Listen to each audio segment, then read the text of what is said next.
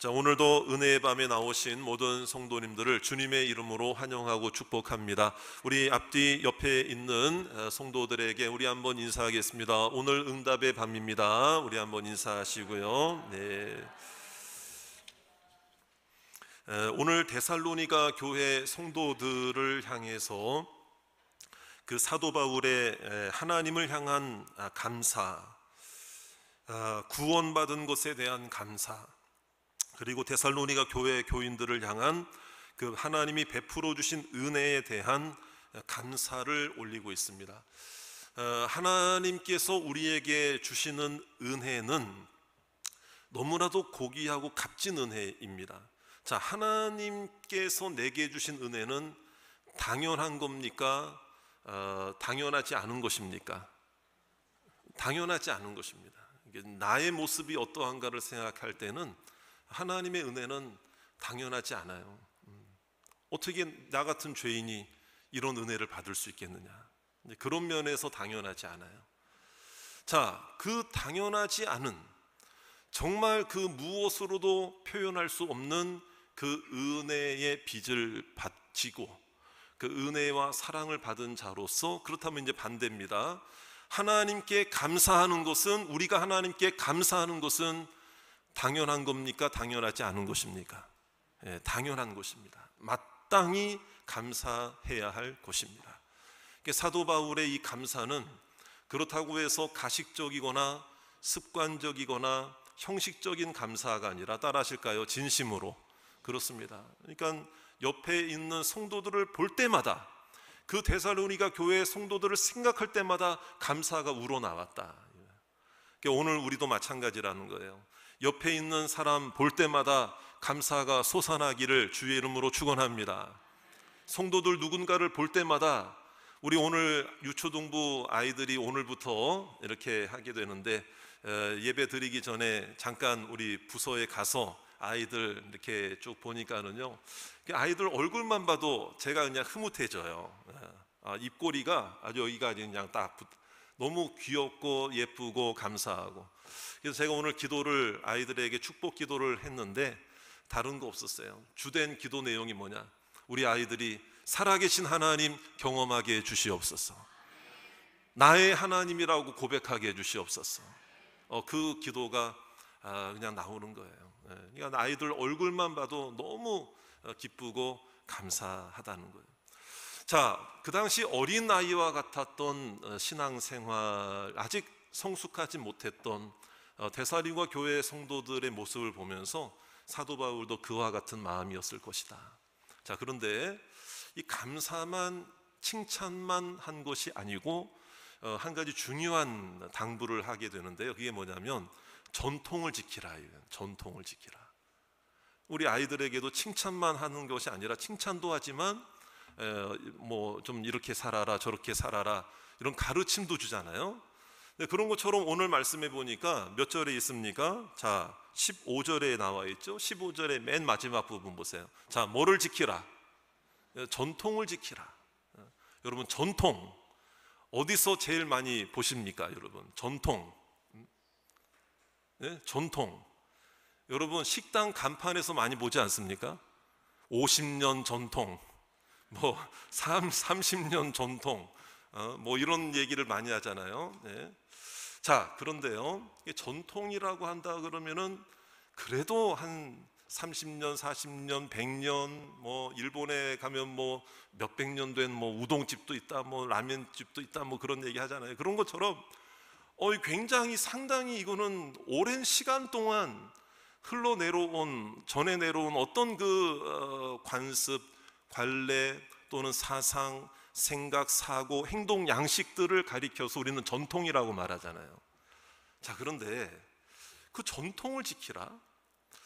근데 데살로니가 교회 성도들은, 교회가 여러분 그 짧은 시간 동안, 그렇죠? 더군다나 사도 바울은 그 데살로니가 교회에 그렇게 오래 머물지를 않았어요. 그런데 여러분, 그들에게 전통을 지키라, 전통에 대해서 이야기한다면은 그 전통이 뭐냐 이거예요. 무슨 전통이냐? 우리가 전통이 어딨냐? 그런 부담감 내지는 의아함, 의구심이 그들에게 생길 수도 있다 이 말이에요. 그럼에도 불구하고 전통을 지키라. 뭐가 있으니까 지키라고 할 거 아니에요. 여러분, 여기서 말하는 사도 바울이 말하고 강조하는 전통이라는 게 과연 뭘까? 여러분, 이 전통이라고 하는 것을 들을 때에 여러분 혹시 신앙생활 하시면서, 교회 생활 하시면서 한 번이라도 전통을 지켜야 돼, 이런 얘기를 해보신 적이 있습니까? 다른 사람에게? 아니면 그런 이야기를 여러분들은 또 직접 들으신 적이 있습니까? 이게 참 생소할 수 있어요. 교회 우리가 신앙생활 하면서 전통을 지켜야 돼, 전통대로 해야 돼, 이런 이야기가, 우리는 참 교회에서는 은혜를 이야기하고 주님의 보혈을 얘기하는데 왜 이 전통이라는 걸 오늘 말하는? 자, 그렇다면은 성경에 나오는 오늘 기록된 전통이라는 말이 우리가 생각하고 있는 전통이라고 하는 이 사전적 의미와 다른 어떤 말은 아닐까, 이런 그 의문점을 제가 한번 가지게 되었어요. 그래서 이제 말씀을 묵상하다 보니 연구를 했는데, 여기서 말하는 전통이라고 하는 것은 여러분 뭐 대대로 내려오는 어떤 생활 양식이나 습관을 말하는 게 아니에요, 결코. 그래서 전통이라고 하는 이 말은 헬라어 원문을 그대로 직역을 하면은 전에 들은 것을 말하는 것입니다. 전에 들었다, 뭐 오랜 시간 이런 게 아니고요, 전에 들은 것이다, 전파한 것이다, 전파된 것이다, 전달된 것이다 라고 할 때에 이거를 이제 전통이라고 한글 성경에서는 번역을 해 놓은 것입니다. 여러분들이 이제 예전의 성경을 아마 아실 거예요. 개역 한글 성경, 지금은 개역 개정 성경이라고 이야기를 하고 있고, 뭐 새번역 성경이라든지 무슨 쉬운 한글, 뭐 쉬운 성경이라든지, 뭐 성경의 번역본이 한국말도 많이 있습니다. 근데 예전 성경에는 전통이라고 번역이 되지 않고 뭐라고 되냐면 유전을 지켜라.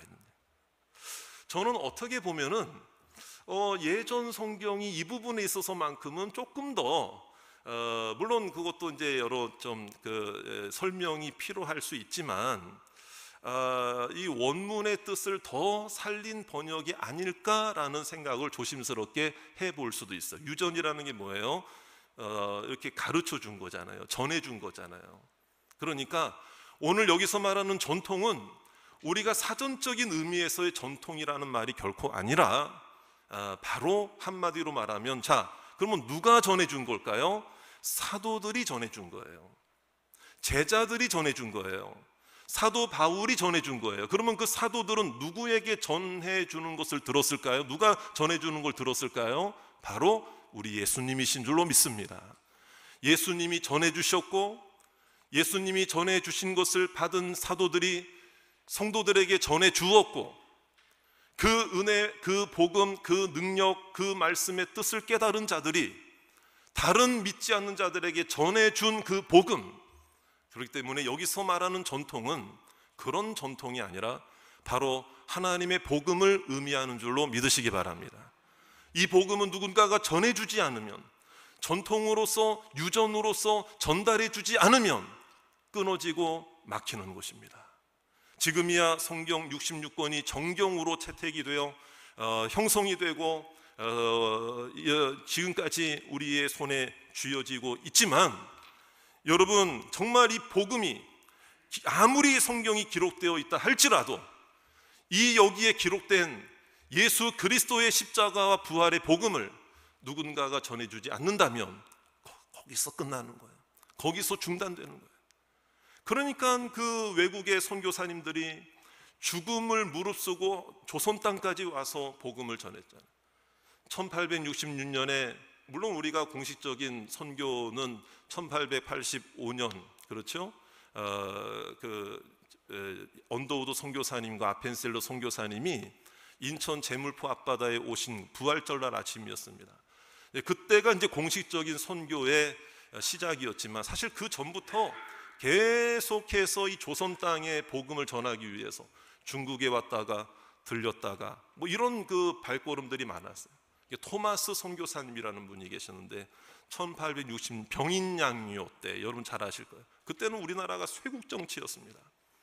그런데 죽음을 무릅쓰고 선교를 왔는데 그때는 공식적인 선교사는 아니었어요. 그저 이제 배에 타서 같이 이제 그 안에서 이제 뭐 이렇게 예배도 인도하고 이런 목적으로 배에 타신 분인데 대동강 앞바다에 거기서 이제 전투가 벌어지는 거죠. 그런 상황에서 이 토마스 선교사님이 순교를 당하면서 복음을 한자로 된 이 성경을 던져버렸어요. 네, 던져버렸어요. 그냥 나는 죽더라도 이 성경을 던지지만 누군가에게 이 성경이 들어가면 말씀의 역사가 나타날 줄 믿습니다 하고 그 성경을 던져버려요. 근데 그 성경이 바닷물에 휩쓸려 간 게 아니라 어느 포졸의 손에 들어가고 그 포졸의 누구로부터 누구에게 또 들어가고, 그래서 그 사람이 종이가 하도 귀하니까 자기 집 초라한 집에다가 벽지로 사용하려고 벽에다가 붙여놓은 거야. 천장에다 붙여놓은 거야. 근데 누군가가 아는 지인이 거기 와가지고 제가 알기로는 최치량이라는 사람으로 알고 있어요. 와서 이제 딱 보는데 한자를 알거든요. 근데 그때 그 기록된 성경의 내용이 주 예수를 믿으라 그리하면 너와 내 집이 구원을 받으리라. 하나님이 세상을 이처럼 사랑하사 독생자를 주셨어. 이 성경 구절 그야말로 쪽복음이에요. 그 성경 구절이 눈에 들어오면서 성령께서 강하게 역사하신 줄 믿습니다. 종이가 귀해서 벽지로 바른 건데 그 벽지로 바른 성경 구절을 통해서도 역사가 일어난다면 왜 오늘 우리는 성경 66권을 한자도 아니고 우리 말씀으로 우리말로 이렇게 잘 하나님께서 선물로 주신 이 성경을 보면서도 여러분, 그러므로 우리가 하나님께 역사는 저를 따라 합시다. 하나님의 역사는 인간의 생각과는 다르다. 그렇습니다. 그러니까 누군가가 전해주고 누군가가 전해주고 누군가가 전해주었다면, 그래서 이 말씀이 나에게까지 품어지게 되도록 여기까지 하나님께서 이 복음이 증거대로 하셨다면 여러분, 나에게서 끊어지는 일이 없으시기를 주의 이름으로 축원합니다. 그래서 전통이라는 거예요. 그래서 전통이다. 전해주는 거야. 그래서 이 복음이 증거되는 이 전통, 전해지는, 그러므로 중요한 것은 잘못된 신앙이 전파되기를 두려워한 거예요. 잘못된 신앙이 전파되면 안 되잖아요. 그러니까 올바른 성경적인 이 신앙과 이 복음과 그 당시에도 잘못된 복음이 얼마나 많이 있었습니까? 뭐 예수는 신이 아니라는 둥, 예수님은 그저 인간에 불과하다는 둥, 그 얘기가요, 요 근래에 어디서 나온 얘기가 아니에요. 2000년 전에서부터 그 이야기가 이단 사설이 되어서 많은 교회들을 어지럽게 했다 이 말이에요. 그러니까 정상적이고 성경적이고 하나님께서 올바로 허락해 주신 올바른 복음이 전달되지 않는다면은 여러분, 복음의 명맥은 끊어지기에, 여러분, 제자들이, 사도들이 이 복음을 전해 들은 자들이 목숨 걸고 이 복음을 전한 줄로 믿으시기 바랍니다. 주 예수는 우리의 구원자이심을 믿습니다. 주 예수 그리스도는 하나님의 살아계신 아들인 줄 믿습니다. 성삼위일체 하나님이신 줄 믿습니다. 성부, 성자, 성령이신 줄로 믿습니다. 나의 구원자 하나님이심을 믿습니다. 예수님의 십자가의 은혜로 구원받은 줄로 믿습니다. 행위로서가 아니라 믿음으로써 구원받은 줄로 믿으시기 바랍니다. 이것을 우리들에게 보여주신, 그러니까 이들에게 있어서는 뭘 전해주었느냐? 그러면 그 전통이 뭐냐? 구체적인 내용, 하나님이 너희들을 택하셨다 이거예요. 창세전부터 택하셨다. 그래서 우리가 읽어야 될 말씀이 또 다시 읽어야 돼요. 13절을 그냥 읽으면 안 돼요. 우리 13절 말씀을 같이 함께, 이거 얼마나 감격스러운 말씀입니까? 이 말씀, 여기에 무슨 설명이 뭐가 필요해요 여러분. 이 말씀 그대로가 내게 주신 음성이 되기를 주의 이름으로 축원합니다.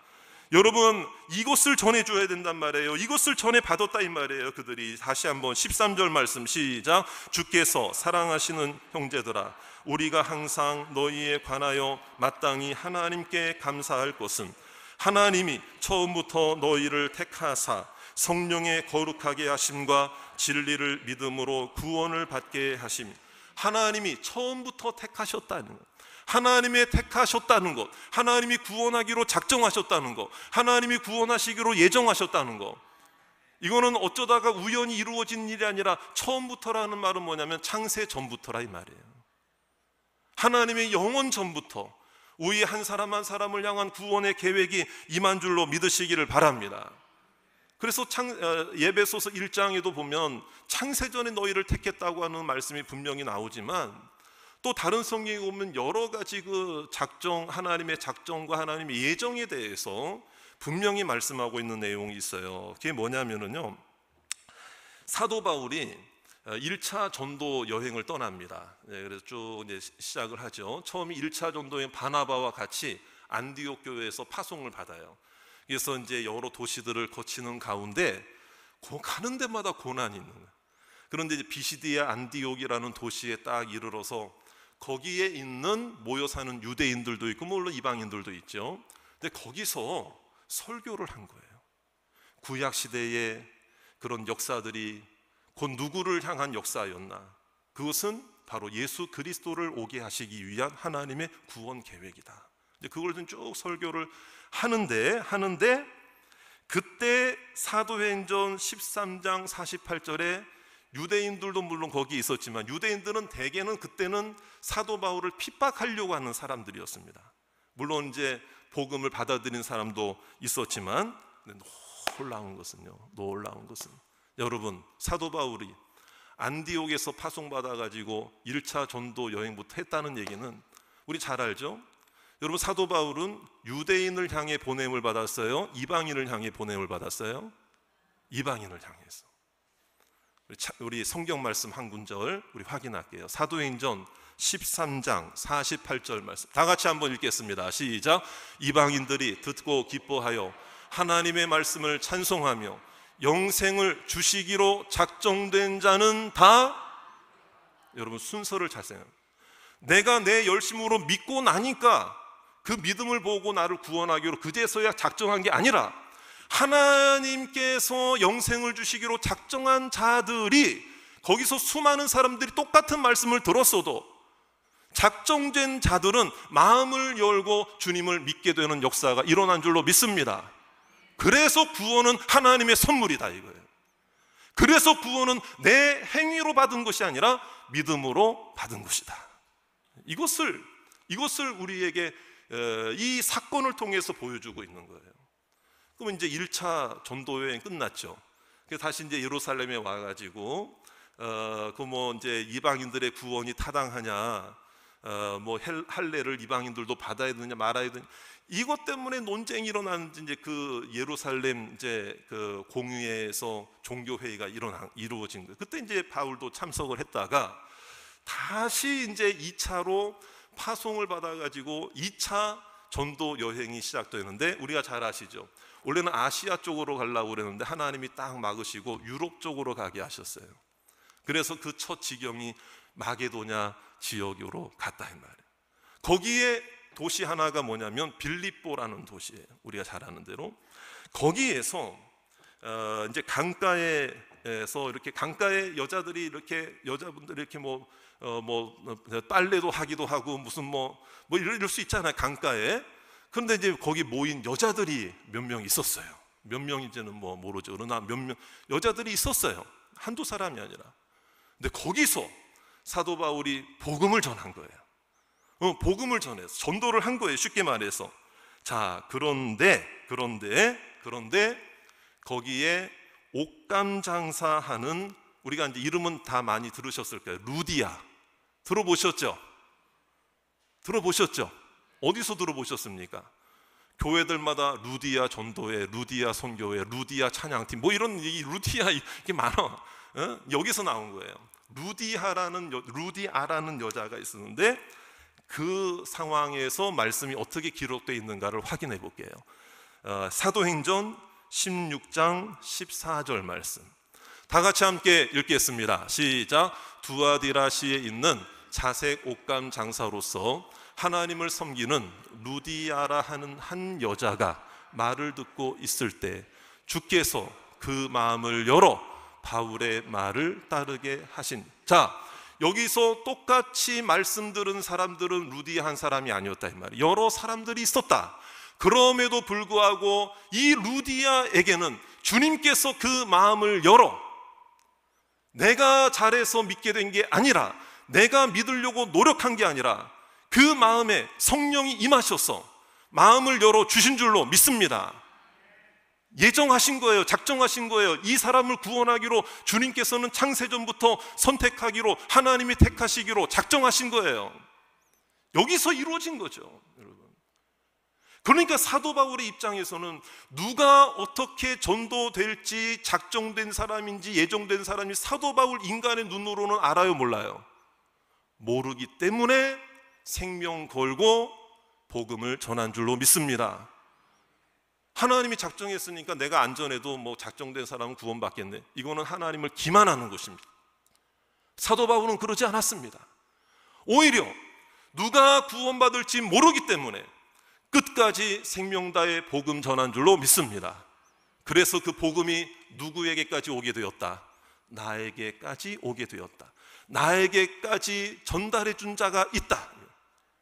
여기서 우리가 한 가지 생각해 봐야 돼요. 여러분들이 잘나서, 내가 스스로 깨달아가지고 스스로 잘나서 나 하나님 믿어야지, 물론 그런 마음을 가졌다 할지라도 그것도 내가 한 게 아니라 성령께서 하신 줄 믿습니다. 그런데요, 여러분 생각해 보세요. 내가 5살 때, 7살 때, 또는 뭐 10살 때, 20살 때 그 언젠가 나에게 복음 전해준 사람이 있어요, 없어요? 그때 열매가 맺었든 안 맺었든 간에 그때는 내가 거부했을 수도 있어요. 처음에는 그랬을지 몰라도 여러분, 처음에 나에게 복음 전해준 사람이 있어요, 없어요? 모태신앙인 분들도 있어요, 없어요? 아, 난 모태신앙인데요. 아니에요. 모태신앙도 모태신앙인 것 때문에 구원받은 게 아니에요. 모태신앙으로 태어났어도 그 말씀을 통해서 나의 구원자로 영접하고 하나님께서 선택하기로 작정하셨기 때문에 하나님께서 만나주시고 그 마음을 열어주신 줄로 믿습니다. 내가 잘나서 구원받은 사람 아무도 없다니까요. 그러니 이거는 뭐냐? 저를 따라 합시다. 하나님 앞에서는 겸손해라, 감사해라, 바로 이런 거예요. 그러니까 이러한 은혜를 깨닫는 이 데살로니가 교회 성도들에게 하나님께서 이 복음을 전해주고 또한 우리도 전해줘야죠. 그러한 은혜를 경험하는 자들에게 하나님이 주시는 축복이 뭐냐? 오늘 말씀에 정확하게 나와 있죠. 위로와 소망을 허락해 주시는 줄로 믿습니다. 이 복음은 살아있는 복음이다. 하나님은 살아계신 하나님이시다. 너희가 고난 중에, 고통 중에 있어도 너희가 전해 들은 이 복음, 이 복음의 전통은 우리가 놓쳐서는 안 될 주님의 복음이다. 그런 마음으로 신앙생활하는 자들에게는 하나님이 위로와 소망을 축복으로 약속하고 있습니다. 자, 우리 한번 16절, 17절 말씀, 마지막 말씀인데요, 다 같이 우리 함께 읽겠습니다. 시작. 우리 주 예수 그리스도와 우리를 사랑하시고 영원한 위로와 좋은 소망을 은혜로 주신 하나님 우리 아버지께서 너희 마음을 위로하시고 모든 선한 일과 말에 굳건하게 하시기를 원하노라. 할렐루야. 간단하게 말씀드릴게요. 위로인데 영원한 위로예요. 그냥 위로가 아니라 이것은 짧은 위로가 아니고 긴 위로, 변하는 위로가 아니라 변질되지 않는 위로. 변질되지 않고 변하지 않는 분은 오직 한 분밖에 없어요. 누구십니까? 하나님 아버지십니다. 변하지 않고 변질되지 않는 곳은 이 땅입니까? 천국입니까? 천국이죠. 그러니까 영원한 위로, 평안, 안정감, 이거를 이제 우리끼리 하는 그 대화체로 제가 말씀드리면 저를 따라 합시다. 나는 흔들리지 않습니다. 평안, 흔들리지 않습니다. 영원한 위로가 내게 있기 때문에. 자, 그 다음에요, 좋은 소망이라고 그랬어요. 자, 이거는 어떤 것과는 바꿀 수 없는 대체 불가능한 소망이다. 이 땅에 뭐 돈이 있어야 소망이 생기고 건강이 좋아야 소망이 생기고 자녀가 잘 돼야 소망이 생긴다? 여러분, 그런 소망도 물론 좋은 소망이죠. 그러나 여기서 말하는 소망은 그러한 육신적이고 세상적인 소망과는 그 어떤 소망도 이거는 대체할 수 있다 없다? 대체 불가능한 소망. 이것은 결국에는 천국의 소망이고 영원한 소망이고 복음의 소망인 줄로 믿습니다. 아까 영원한 위로는 제가 뭐라고 그랬어요? 다시 한번 따라 합시다. 나는 흔들리지 않습니다. 다시 한번요. 내 영혼 흔들리지 않습니다. 자, 이런 표현이라면 이제 요 좋은 소망이라고 하는 것은 어떤 표현이냐면요, 이런 거예요. 내 영혼이, 따라합시다. 내 영혼이 만족합니다. 내 영혼이 만족합니다. 나는 이것으로 만족합니다. 나는 주님의 은혜로 만족합니다. 나는 흔들리지 않습니다. 내게는 영원한 위로와 좋은 소망이 있기 때문에, 할렐루야, 그걸로 흔들리지 않아요. 이게 진짜 평안이라는 것이거든요. 평안. 그래서 오늘 이 평안 주실 줄로 믿으시기 바라고, 여러분들이 지금 아무리 생각이 복잡하고, 여러분 생각 복잡한 분들 있죠? 마음이 복잡한 분들이 있을 거예요. 이걸 이렇게 해야 되나 저렇게 해야 되나, 손에 일이 안 잡히고 어렵고 힘들고 뭐 이런 일들이 여러분들에게 오늘도 있을 수 있을 거예요. 그거 하나 해결하느라고 지금 노심초사하면서 지금 자 끝내놓고 부랴부랴 달려와서 그래도 기도해야지 하고 이 자리에 오신 분들, 여러분 그 마음들이 있으실 거예요.